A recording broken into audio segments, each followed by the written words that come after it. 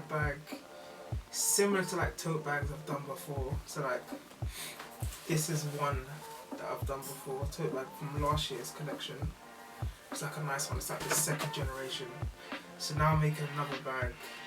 It's like similar to this tote bag style, you know. So I'm using like nylon as always, like wadding, that kind of stuff.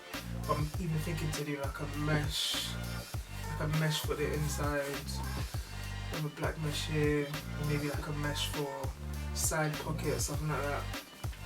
Yeah, so I've got initial designs that I've done up here, and I've just gone on my computer basically, and I just like looked more into the details, you know what I mean? But like I still wasn't, so I did some initial designs on paper, and I thought, okay, cool, I've done that, so I'm just gonna start making.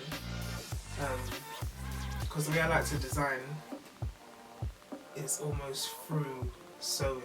So I design, have like an idea, I'll sketch that out quickly, and then when I make it, I'll like finalize everything. So buttons, press studs, sometimes even fabrics. It's like the worst way to do it. But sometimes even fabrics I'll sort out as I'm sewing.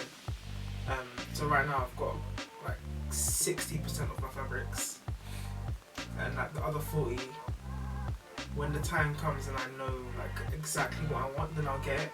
So I hate buying fabrics and then after deciding, oh, I don't really like that. So that's kind of where I'm now.